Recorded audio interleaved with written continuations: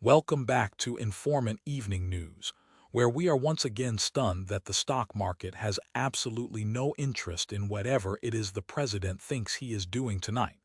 Tonight's headline: the president posts a blank screen and somehow convinces our two colleagues, who are both wrong on everything, that this is a masterstroke of geopolitical strategy, while DJT gets hammered by nearly 3%. Let's start with the numbers because they don't care about your feelings or your winning. We had 17 posts today, culminating in exactly two finalized bursts.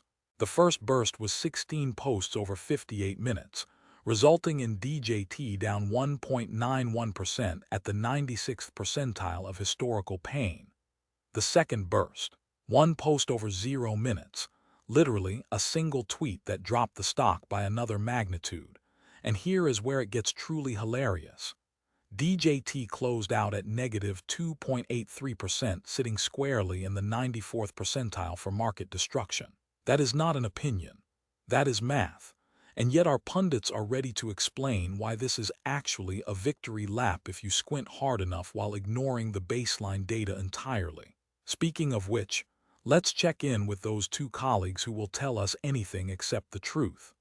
On the left, they're arguing about how posting a blank screen is apparently a new strategy because he has literally nothing left to say, but Dale Buckhorn thinks it's genius. And on the right, they are claiming that the market has spoken and realized Margot Kessler's lovely smile can't hide her hatred of percentiles.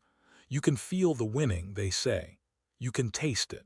I personally tried tasting a negative 2.83% drop today, and all I got was dry mouth and a sudden urge to sell everything I own before sunrise. But hold on, because we have context here that complicates this blank screen theory.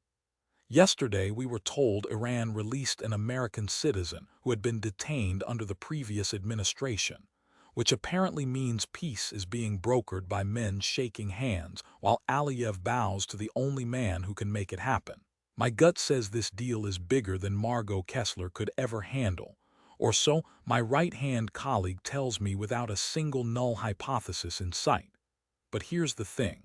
If you post something about peace and then immediately follow up with nothing but silence or images of memorials that look suspiciously like they were photoshopped to be before and after scenarios at Meridian Hill Park, perhaps the market is confused. They don't know if we are celebrating a prisoner release or mourning a park bench restoration.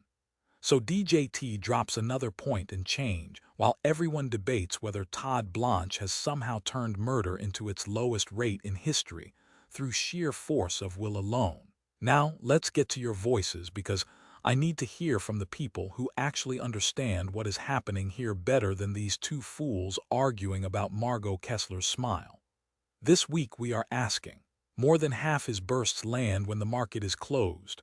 What do you make of that? Go vote on our site right now while your brain still functions and consider these options carefully. Option 1, nothing. That's just when he's awake and angry. Option 2, deliberate. A whole weekend of it before anyone can trade. Option 3, the closed market is the point, no price to argue back. Or option 4, coincidence. He posts constantly. Some of it lands after hours. I'd love to know if you think this is a coordinated attack on our economic stability, or just someone getting up at 3 a.m.